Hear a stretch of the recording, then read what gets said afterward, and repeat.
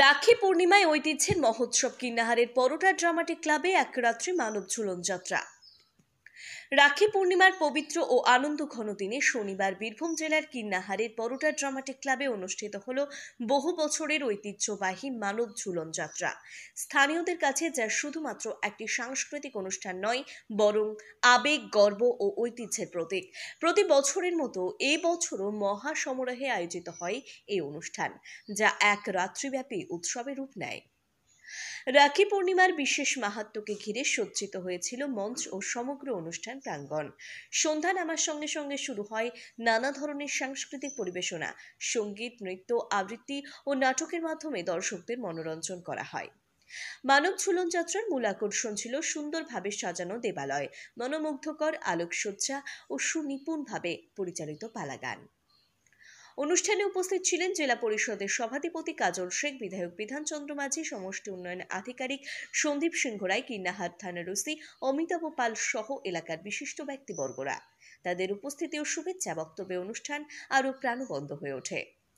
স্থানীয় বাসিন্দাদের সক্রিয় অংশগ্রহণ, স্বেচ্ছাসেবকদের অক্লান্ত পরিশ্রম এবং দর্শকদের উৎসাহ মিলিয়ে গোটা পরিবেশ পরিণত হয়েছিল মিলন মেলায়। শুধু কিন্নাহার নয়, আশেপাশের গ্রাম থেকেও বহু মানুষ ভিড় জমিয়েছিলেন এই ঐতিহাসিক আয়োজনের সাক্ষী হতে।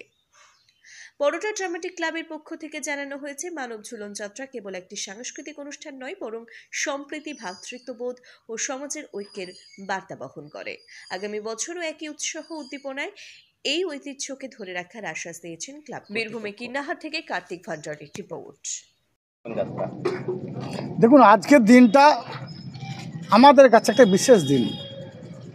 একদিকে রাখি পূর্ণিমা, অন্যদিকে রাখি বন্ধন উৎসব, অন্যদিকে আজ 9 আগস্ট বিশ্ব আদিবাসী দিবস। স্বভাবতই আজকের দিনটা আমাদের কাছে গুরুত্বপূর্ণ।